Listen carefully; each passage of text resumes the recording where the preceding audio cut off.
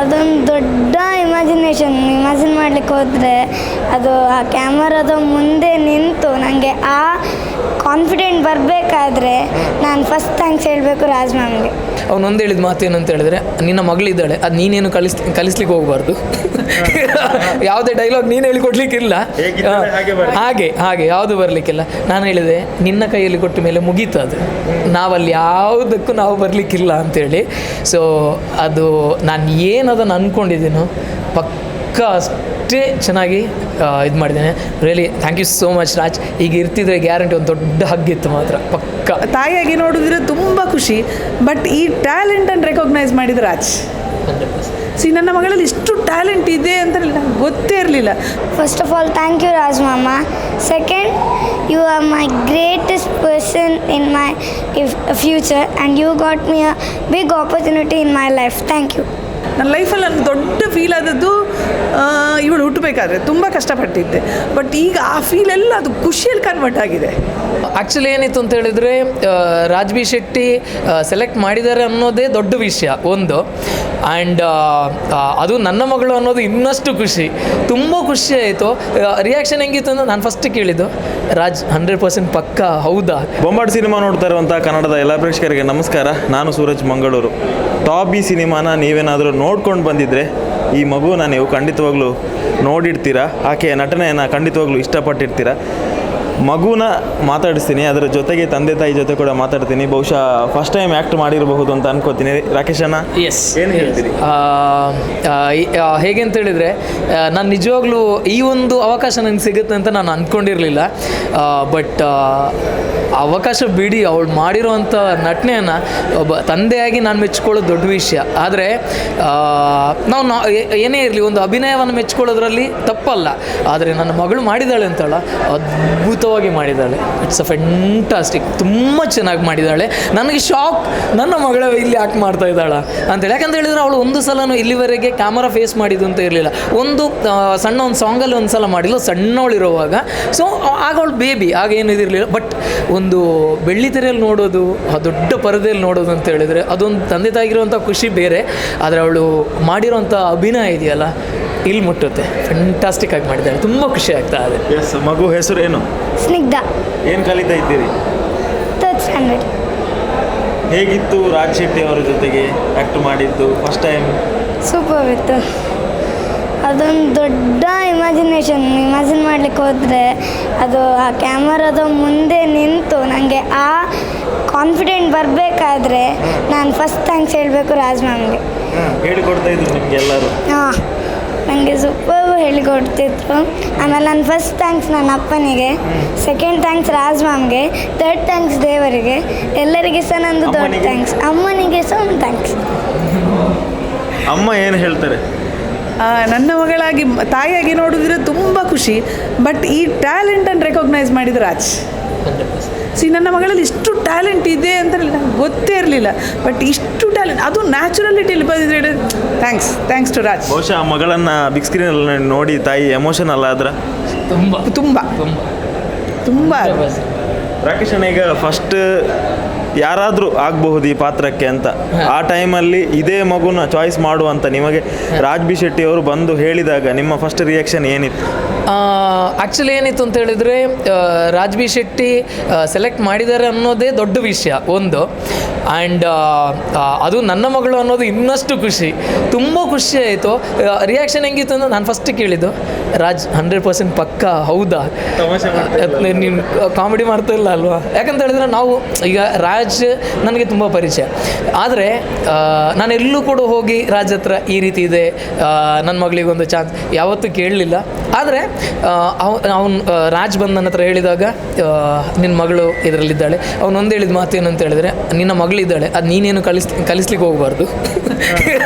ಯಾವುದೇ ಡೈಲಾಗ್ ನೀನು ಹೇಳಿಕೊಡ್ಲಿಕ್ಕಿಲ್ಲ, ಹಾಗೆ ಯಾವುದು ಬರಲಿಕ್ಕಿಲ್ಲ. ನಾನು ಹೇಳಿದೆ ನಿನ್ನ ಕೈಯಲ್ಲಿ ಕೊಟ್ಟ ಮೇಲೆ ಮುಗೀತು, ಅದು ನಾವಲ್ಲಿ ಯಾವುದಕ್ಕೂ ನಾವು ಬರಲಿಕ್ಕಿಲ್ಲ ಅಂಥೇಳಿ. ಸೊ ಅದು ನಾನು ಏನದನ್ನು ಅಂದ್ಕೊಂಡಿದ್ದೀನೋ ಪಕ್ಕ ಅಷ್ಟೇ ಚೆನ್ನಾಗಿ ಇದು ಮಾಡಿದ್ದೇನೆ. Really thank you so much Raj. ಈಗ ಇರ್ತಿದ್ರೆ ಗ್ಯಾರಂಟಿ ಒಂದು ದೊಡ್ಡ ಹಗ್ಗಿತ್ತು ಮಾತ್ರ ಪಕ್ಕ. ಈಗ ಯಾವಾಗಲೂ ತಂದೆ ತಾಯಿಗೆ ಒಂದು ಆಸೆ ಇರುತ್ತೆ, ಮಗು ಏನಾದರೂ ಒಂದು ಅಚೀವ್ ಮಾಡಿದಾಗ ಒಂದು ಹಗ್ ಮಾಡಬೇಕು, ಒಂದು ಮುತ್ತು ಕೊಡಬೇಕು, ಅದಕ್ಕೆ ಅಪ್ರಿಷಿಯೇಟ್ ಮಾಡಬೇಕು. ಯಾಕಂದರೆ ಫ್ಯೂಚರಲ್ಲಿ ನಾವು ಒಂದು ಅಪ್ರಿಷಿಯೇಟ್ ಮಾಡಿದಾಗ ಮಕ್ಕಳು ಜಾಸ್ತಿ ಬೆಳೀತಾರೆ, ಅವರೊಳಗಿರೋ ಪ್ರತಿಭೆಗಳು ಮತ್ತಷ್ಟು ಹೊರಗೆ ಬರ್ತದೆ. ಅಪ್ಪ ಅಮ್ಮ ಆಗಿ ಫಸ್ಟ್ ಸ್ಕ್ರೀನಲ್ಲಿ ಮಗು ಬಂದಾಗ ಒಳಗಿನ ಎಮೋಷನ್ ಹೇಗಿತ್ತು ಅಂತ? ನಿಜ ಹೇಳಬೇಕಂದ್ರೆ ಒಳಗಿನ ಎಮೋಷನ್ ಕಣ್ಣಲ್ಲಿತ್ತು. ಬಟ್ ಅದು ಕತ್ಲೆ ಹೇಳ್ತಾರಲ್ಲ, ಕತ್ಲೆಯಲ್ಲಿ ಕಣ್ಣೀರು ಮಾಡಿದ್ರು ಗೊತ್ತಾಗಲ್ಲ ಅಂಥೇಳಿ. ಸೊ ಆದರೆ ಆ ಒಂದು ಖುಷಿಯಲ್ಲಿ ಬರೋ ಕಣ್ಣೀರು ಇದೆಯಲ್ಲ, ಆ ಮೊಮೆಂಟ್ ಖಂಡಿತವಾಗ್ಲೂ ಆ ಮೊಮೆಂಟ್ ನಿಜವಾಗಿ ಎಲ್ರಿಗೂ ಸಿಗಬೇಕು.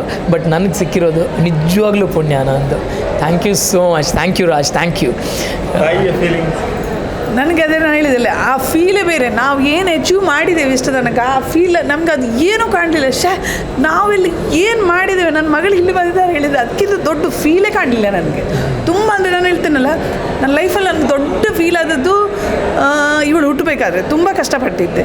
ಬಟ್ ಈಗ ಆ ಫೀಲೆಲ್ಲ ಅದು ಖುಷಿಯಲ್ಲಿ ಕನ್ವರ್ಟ್ ಆಗಿದೆ. Thank you, thank you. ಪಾಪುಗೆ ಯಾರಾದರೂ ಬಂದು ವಿಶ್ ಮಾಡಿದ್ರ ಥಿಯೇಟ್ರ್ನಲ್ಲಿ ಹೊರಗಡೆ ಬಂದಾಗ? ಹಿಡಿದ್ರ? ತುಂಬ ಜನ ಹಿಡಿದ್ರು.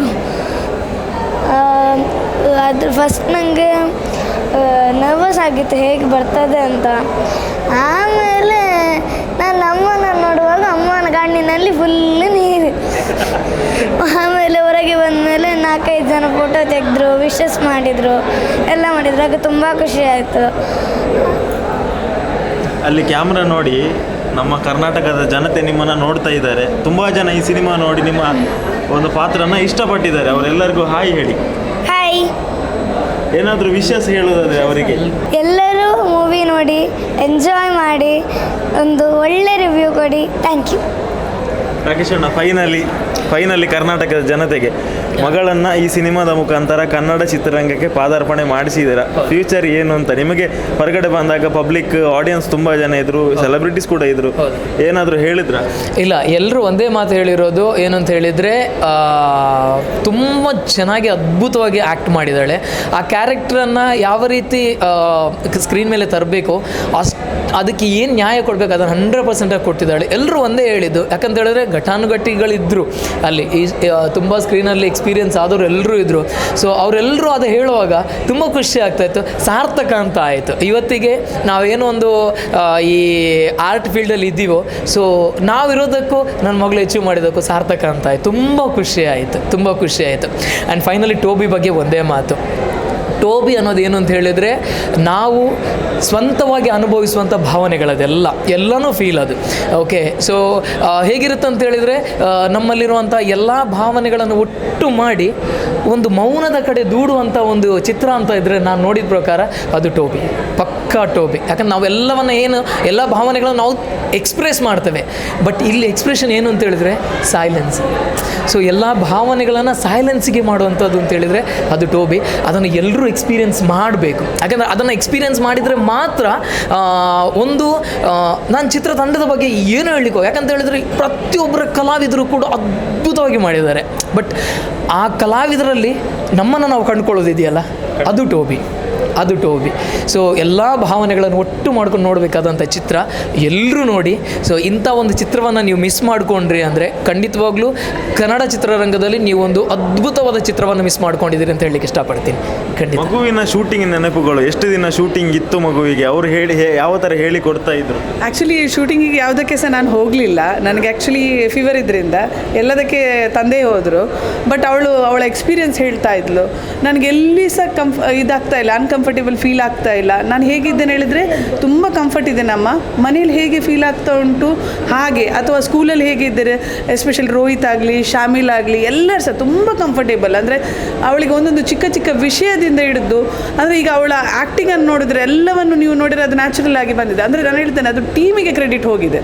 ನನ್ನ ಮಗಳ ಹತ್ರ ಟ್ಯಾಲೆಂಟ್ ಇರ್ಬೋದು, ಬಟ್ ಆ ಟ್ಯಾಲೆಂಟನ್ನು ತೆಗಿಸ್ಬೇಕಲ್ಲ.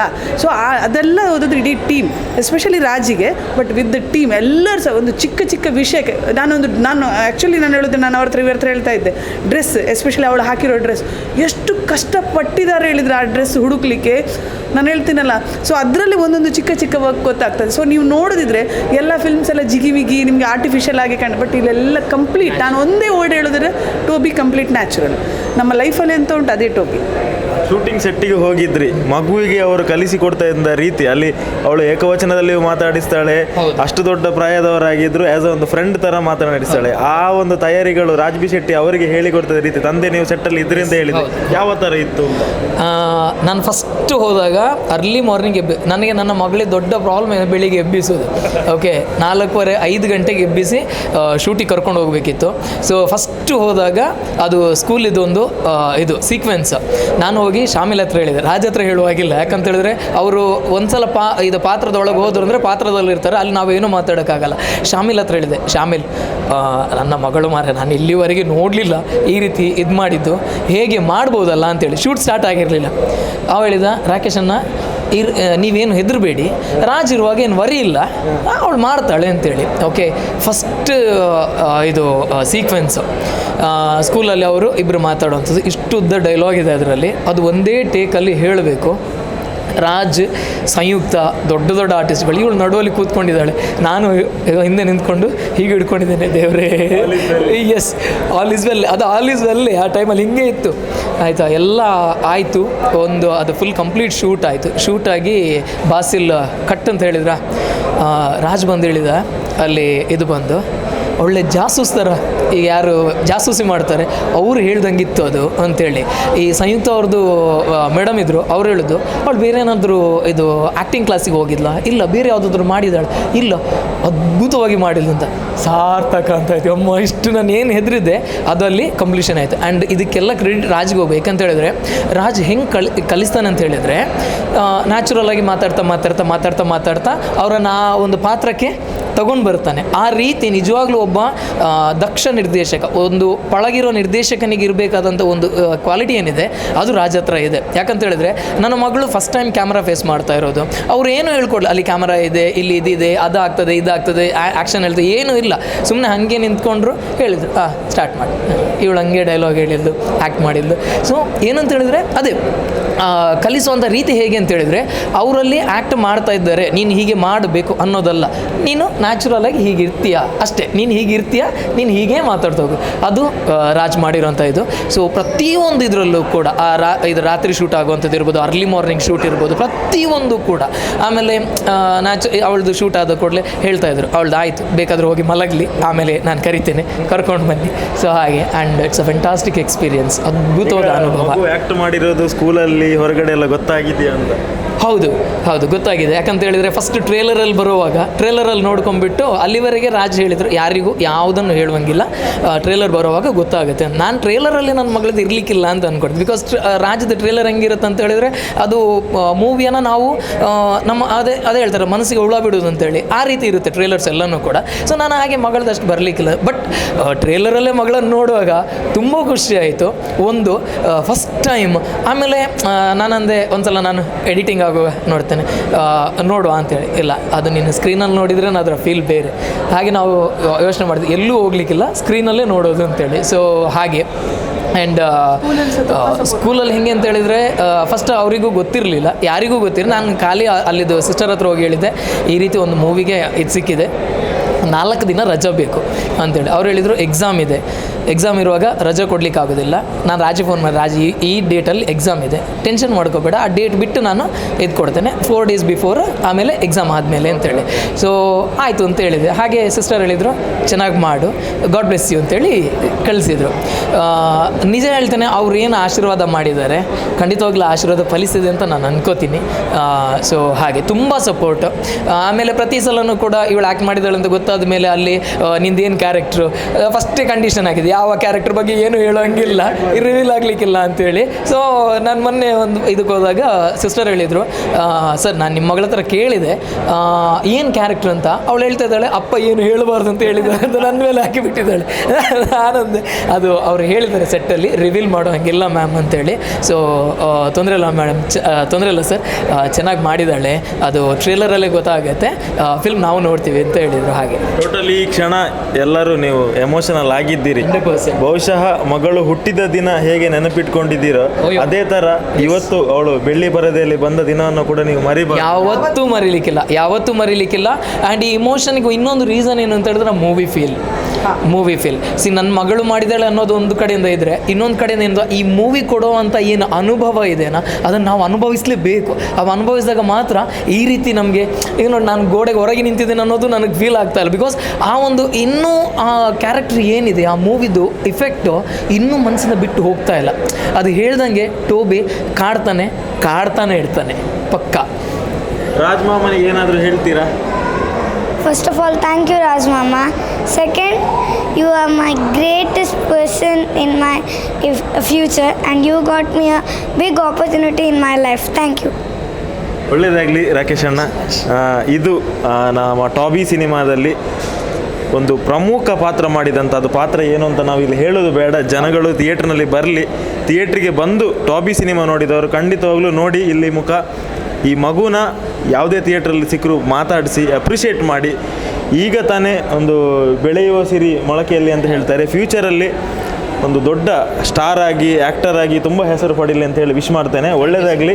Thank you. ಆ್ಯಂಡ್ ಬೊಂಬಾಟ್ ಸಿನಿಮಾದ ಬಗ್ಗೆನೂ ಹೇಳಬೇಕು. ಯಾಕಂತ ಹೇಳಿದ್ರೆ ನಾವು ಯೂಟ್ಯೂಬಲ್ಲಿ ಪ್ರತಿ ಸಲ ಒಂದೊಂದು ನಿಮ್ಮ ರಿವ್ಯೂವನ್ನು ನೋಡ್ತಾ ಇರ್ತಾನೆ. ಆ್ಯಂಡ್ ನೀವು ಮಾಡೋವಂಥ ರಿವ್ಯೂವಿನ ವೇ ಇದೆಯಲ್ಲ, ಇಟ್ ಈಸ್ ಎಕ್ಸಲೆಂಟ್.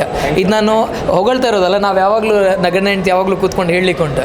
ಸೂರಜ್ ಎಲ್ಲೋ ಇದ್ರು, ನಾನು ನೋಡಿದ್ದೇನೆ ನಿಮ್ಮನ್ನು. ಓಕೆ, ಸೂರಜ್ ಎಲ್ಲೋ ಇದ್ರು. ಒಂದು ಸಿನಿಮಾವನ್ನು ಯಾವ ರೀತಿ ಜನರ ಹತ್ರ ಮುಟ್ಟಿಸಬೇಕು ಆ ಕೆಲಸವನ್ನು ಅದ್ಭುತವಾಗಿ ಮಾಡ್ತಾ ಇದ್ದೀರಿ ಸೂರಜನ್ನ. All the best. ಇನ್ನಷ್ಟು ಚೆನ್ನಾಗಿ ನಿಮ್ಮ ಚಾನಲ್ ಬೆಳೀಲಿ. Thank you so much. Thank you. ತುಂಬ ಹೇಳಿದ್ರೆ ನಂಗಂತೂ ತುಂಬ ಇಷ್ಟ. Simple, clean, neat. Thank you madam. ತುಂಬ ಚೆನ್ನಾಗಿ ಯಾವಾಗಲೂ ನೈಟ್ ನೋಡ್ತಿರ್ತಾರೆ. ಯಾವಾಗಲೂ ನೋಡ್ತಾ ಇರ್ತೀವಿ ನಾವು. Okay, thank you so much. Thank you.